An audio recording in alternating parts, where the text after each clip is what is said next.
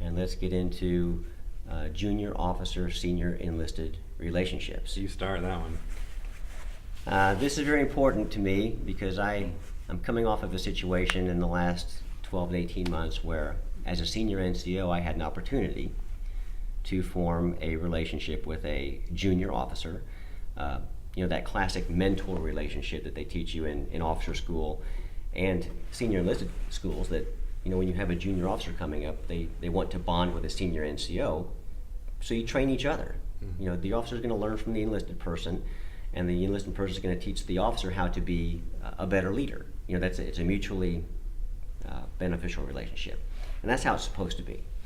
And I had a situation where that didn't occur, and I regret that. That's one of my regrets in my first post as a senior NCO, and I see the negative effect that it had on both of us and the jobs that we were doing, and I don't want that to happen again. I'm not going to let it happen again with a junior officer that I have, and I want other people to be aware that this is what should happen. And I think in our National Guard environment, it's just not addressed. Mm-hmm.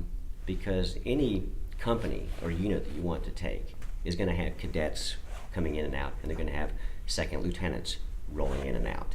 Mm-hmm. They might be there for a year or two, and you get some more. And I think it's really easy for NCOs to look the other way or just not pay that much attention and not engage that officer. Mm-hmm. And just think that they're doing what the commander says, or they have other tasks that they're doing. They're buried in their laptop or whatever they're doing during drill, and you just choose not to get involved because they're not in your platoon. You don't report to them, they don't report to you, and it's just hands off, and you just leave them alone. Mm-hmm. And I think that's the absolute wrong thing to do. And in my current situation, we have 4 second lieutenants in my company, and I put forth a real effort each drill to engage each one of them and let them know that I'm here to help them and to give them advice and help them be better leaders and better officers. And I don't put it on them to approach me because I'm 51 years old and they might be 30 years younger than me. So there's some responsibility that I have to take, even though they technically outrank me, to approach this person and begin a relationship, because they might be intimidated and not realize that I'm that open to forming a relationship. So I make it a point to do that every time I see them, because I think that's critical to their development and for them forming a good opinion on what a good senior enlisted person should do for them. Mm-hmm. What say you? Man, so I've had a unique experience with that because I'm at a medical battalion. Even though I'm an E5, I'm in an E6 role, and we work really closely with officers, especially in the planning section, or I think it's called like future ops now in other organizations. But I think what's ultimately important is that you got to put in the effort and make it a priority. As in my experience, it was important because my leader, he did a great job in really engaging me and saying, hey, this is what I need to do. What can you do to help me there?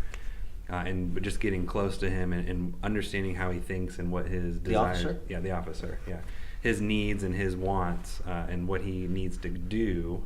We really were parallel in our operation and really had a great success in the preventive medicine section there.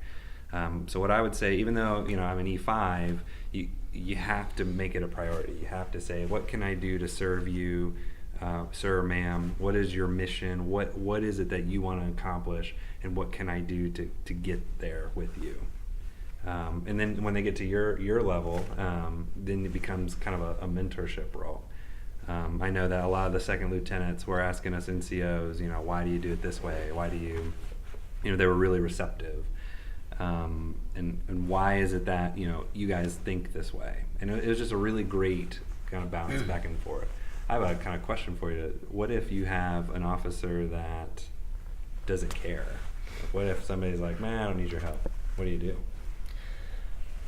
Well, I think the premise there is that the officer has a mission that he may or may not, or she, need help with. A lot of the times the officers don't know what their mission is.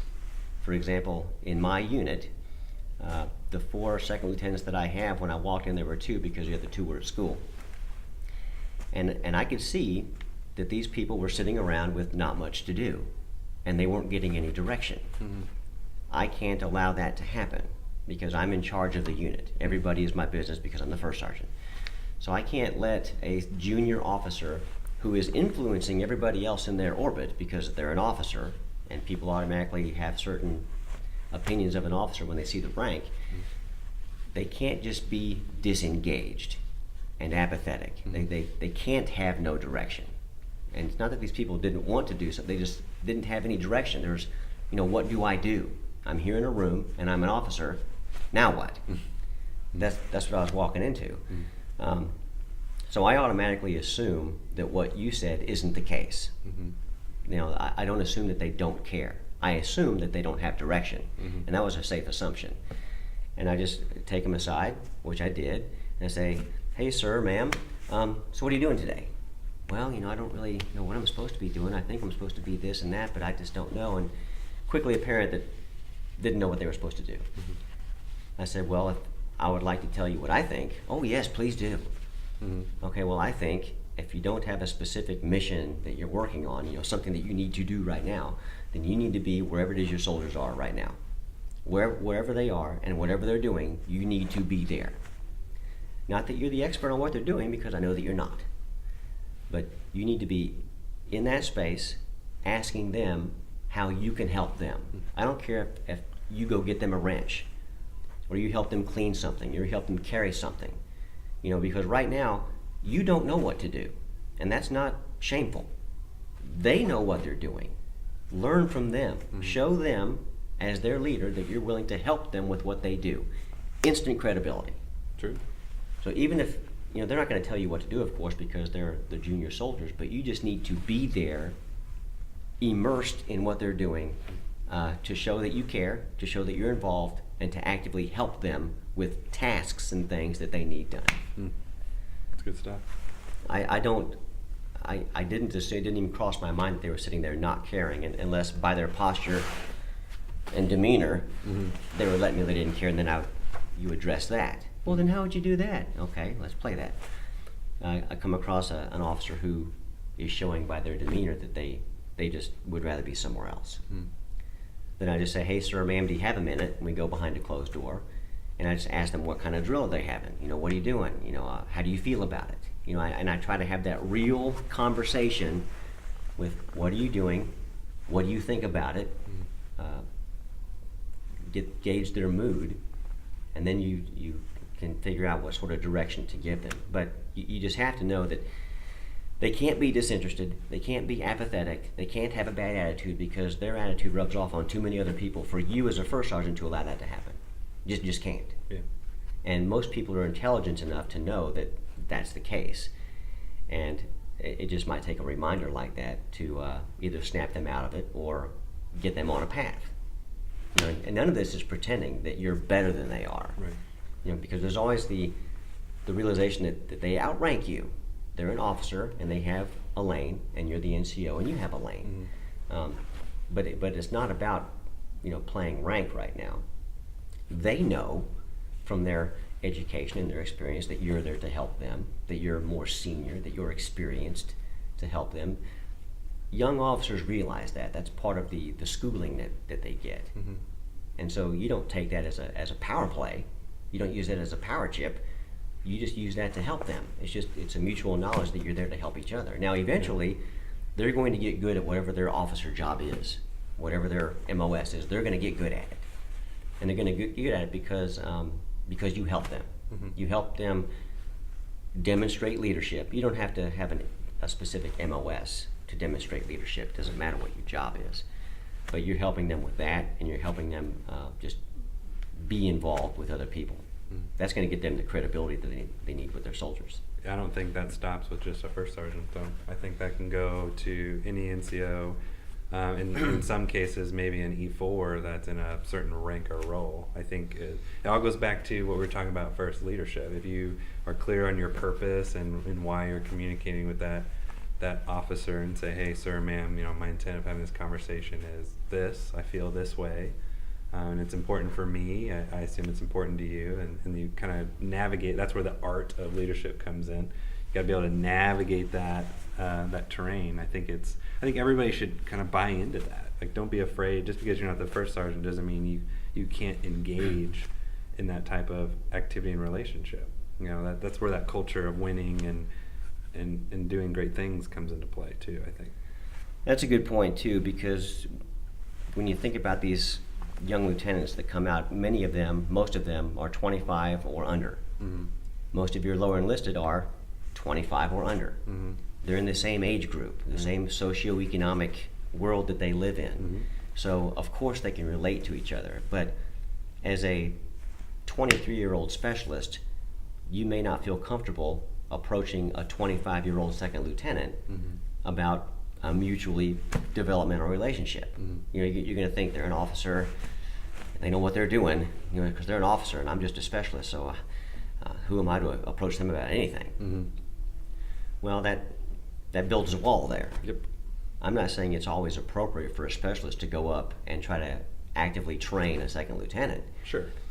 But even, if you're sharing that same playing field of being the same age and having the same education and all these things in common that these people do, it's absolutely appropriate to interact professionally. Of course, yeah. And not just with the MOS task. I mean just learning about the environment and learning about the organization. Because I think as a junior officer coming in, you might have the opinion that you should already know what's going on, therefore you need to act like you know what's going on, but you don't. So that's not helpful. The junior enlisted see you as an officer and think that you must know what's going on because you're an officer, but you don't. So there's a gap there. You're not equipped to show good leadership yet, and the junior enlisted think that you are that leader, but you're not. So they don't approach, you don't approach, and it stops there. And you wonder how to overcome that. I think it takes somebody like a first sergeant or somebody who's aware enough to know that this is the reality and it needs to be addressed. So you wrap your arms around that reality and you bring these people together. Yep. And so in my unit, I'm trying to get everybody to engage. I mean, we take classes together. And I'm trying to blend everybody together because there's too much misunderstanding out there, too many assumptions. And I think if I'm not the first sergeant and I'm an E6, but I walk into my unit and I see that there is a first sergeant and there are second lieutenants and there is a commander, I'm automatically assuming, oh, they've got this all figured out. First sergeant's tracking on it, commander, he's in charge of the officers, so yeah, that's all worked out, no problem. Maybe, maybe not. Maybe the commander doesn't want to engage. The first sergeant doesn't know what to do or chooses not to. The officers are too timid to engage because they don't know what they're supposed to be doing in the first place. So disjointed all the way around. Right. So I think just being aware that this is the reality that it is there every day in so many places, but we just don't talk about it. Right. I think everything you're saying, what comes into my mind is you just got to have effective communication. One, you got to have a culture of learning and being vulnerable, saying, hey, I need help, can you help me? Regardless of the rank structure. There's obviously a professional and tactful way to approach that. You don't say, hey, first sergeant, you're an idiot, you need my help, or whatever. Right? But I think having, setting that culture, setting that pace and saying, hey, we are all learning together. There should be no reason why you can't professionally and tactfully approach somebody and express, a concern or things like that. I think no matter what rank, even junior enlisted to NCOs should have that similar type of engagement and environment and say, hey, I think that you could be a lot more effective Sergeant Christia if you do this. Being open and aware to accept that feedback all the time. That's a good point. One other thing I'll say about this relationship is there's a lieutenant in a unit that I belong to. I'll make this hypothetical, where I'm a first sergeant and there's this really young second lieutenant, 22 years old, fresh out of a military academy. Now, junior enlisted, or people when they see an officer for the first time, they don't know where they got that bar. Was it ROTC? Was it OCS? Was it some other program? You know, they don't know what they went through to get commissioned. So you don't know the background of that officer. It just so happens that, you know, when you're a 22-year-old individual, there are certain things that you're going to say and do that comes from a 22-year-old. Yeah. That's just the way it is. Mm-hmm. That young person might not be aware, not that they're, you know, stupid or incapable of understanding, they're just not consciously aware you're wearing an officer rank. Mm-hmm. You're visible to a lot of people. You need to do at least this to maintain credibility and respect. But they're not really aware of that because they haven't come from that type of developmental environment. Mm-hmm. I think it's the job of the NCO to make them aware. Agreed. And luckily this lieutenant was very receptive to that. I think he was happy to have somebody engage him on that level and let him know that you can be doing something to demonstrate good leadership, even though you're this age and this experience. Yeah. And he ended up creating a training plan for convoy operations that's going to help everybody. It's almost like you got to provide them purpose, direction, and motivation. Dope. Yeah, I didn't even do that on purpose. Yeah. Yeah, I mean, it all goes just back to that. It's no matter your rank, you know, especially with the relationship with the NCO and the officer to create an effective organization, NCO's got to step up. They have to make it an effort and absolute priority to say we need to engage our officers and do everything we can to support them because, you know, we are the backbone of any organization. And the only way the backbone can be effective is if it's talking to the brain, you know, using medical terms. If the spine isn't talking to the brain, then the body's dead.